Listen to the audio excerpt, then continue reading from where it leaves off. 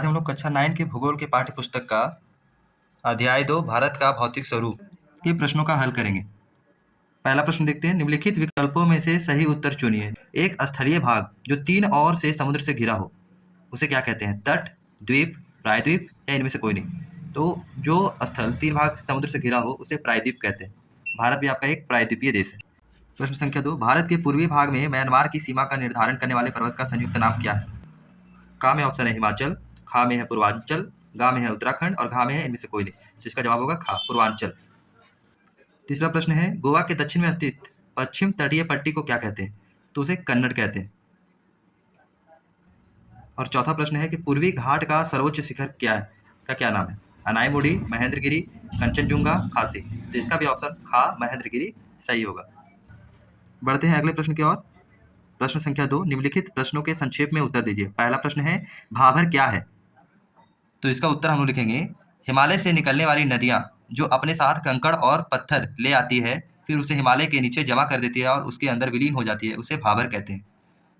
दूसरा प्रश्न देखेंगे। दूसरा प्रश्न है हिमालय के 3 प्रमुख विभागों के नाम उत्तर से दक्षिण के क्रम में बताइए। तो इसका उत्तर में हम लिखेंगे हिमालय के 3 प्रमुख विभाग के नाम।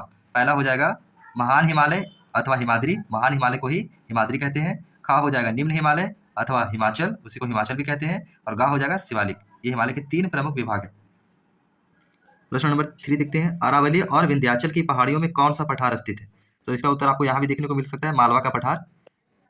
इसमें आपको स्पष्ट दिख रहा है मालवा का पठार। तीसरा नंबर प्रश्न का उत्तर होगा। और चौथा प्रश्न है कि भारत के उन द्वीपों के नाम बताइए जो प्रवाल भित्ति के हैं। भारत के उन द्वीपों के नाम बताइए जो प्रवाल भित्ति के हैं। तो इसका उत्तर हो जाएगा लक्षद्वीप समूह।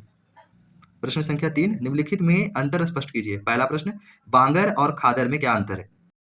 तो इसका उत्तर हम लोग लिखेंगे बांगर की ओर लिखेंगे बांगर पुरानी जलोढ़ मृदा होती है, और खादर की ओर लिखेंगे कि नई जलोढ़ को खादर कहा जाता है। यह मृदा नदी के बेसिन से दूर पाई जाती है, और खादर की ओर लिखेंगे कि यह मृदा नदी के बेसिन के पास पाई जाती है। फिर बांगर की ओर लिखेंगे कि यह भूमि कम उपजाऊ होती है तथा खेती के लिए आदर्श नहीं होती। और खादर की ओर लिखेंगे कि यह मृदा बहुत उर्वर होती है तथा कृषि के लिए आदर्श मानी जाती है। बढ़ते हैं अगले प्रश्न की ओर। प्रश्न संख्या 2। पूर्वी घाट तथा पश्चिमी घाट में अंतर बताएं।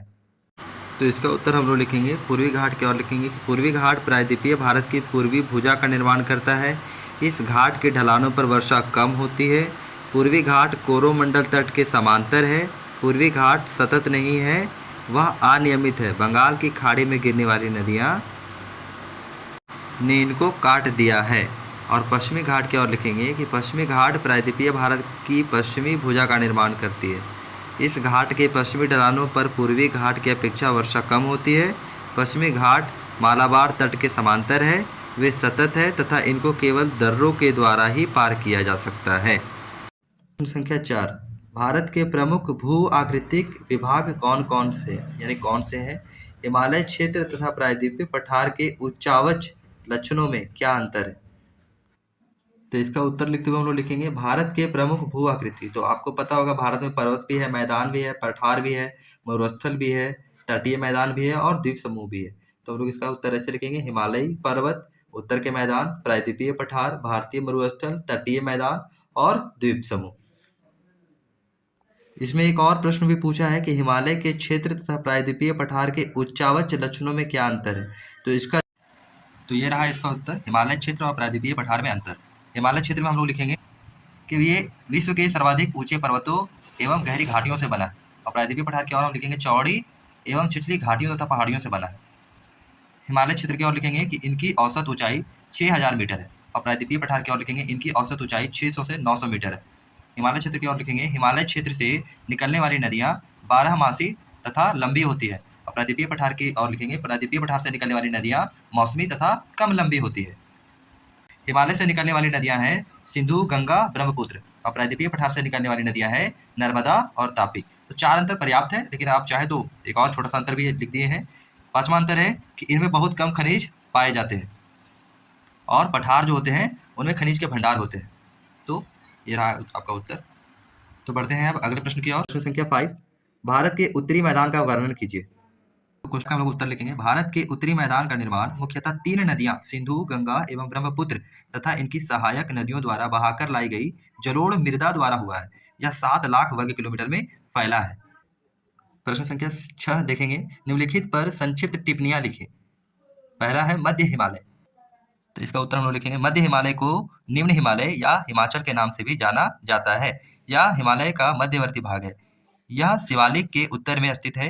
हिमाचल पर्वतमाला के शिखर 3700 से 4500 मीटर तक ऊंचे हैं।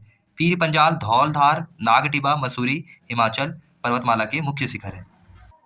दूसरा प्रश्न है मध्य उच्च भूमि और तीसरा है भारत के द्वीप समूह। तो इनका उत्तर लिखते हुए हम लोग लिखेंगे। मध्य उच्च भूमि प्रायद्वीपीय क्षेत्र का वह भाग जो नर्मदा नदी के उत्तर में पड़ता है और मालवा के पठार के एक बड़े हिस्से पर फैला है, उसे मध्य उच्च भूमि कहा जाता है। यह दक्षिण के विंध्य श्रेणी और उत्तर पश्चिम में अरावली की पहाड़ियों से घिरा है। आगे जाकर यह पश्चिम में भारतीय मरुस्थल से मिल जाता है, जबकि पूर्व दिशा में इसका विस्तार छोटा नागपुर के पठार द्वारा प्रकट होता है। इस क्षेत्र में नदियाँ दक्षिण पश्चिम से उत्तर पूर्व की ओर बहती है। इस क्षेत्र के पूर्वी विस्तार को स्थानीय रूप से बुंदेलखंड, बाघेलखंड और छोटानागपुर पठार कहा जाता है। छोटानागपुर पठार आग्नेय चट्टानों से बना है। आग्नेय चट्टानों में खनिज भरपूर मात्रा में होते हैं और इसलिए इस पठारों को खनिजों का भंडार भी कहा जाता है। भारत के द्वीप समूह के बारे में लिखेंगे कि लक्षद्वीप मुख्य भूमि के दक्षिण पश्चिम में अरब सागर में केरल मालाबार तट के पास स्थित है। पहले इनको मालदीव, मिनिकॉय तथा एमेन द्वीप के नाम से जाना जाता था। 1973 में इनका नाम लक्षद्वीप रखा गया। लक्षद्वीप का प्रशासनिक मुख्यालय कावरत्ती है। यह द्वीप समूह छोटे प्रवाल द्वीपों से बना है। यह 32 वर्ग किलोमीटर के छोटे से क्षेत्रफल में फैला है और इस द्वीप समूह पर पौधे और जीवों की बहुत सी प्रजातियां पाई जाती है। तो यहाँ आपका प्रश्न उत्तर होता है समाप्त।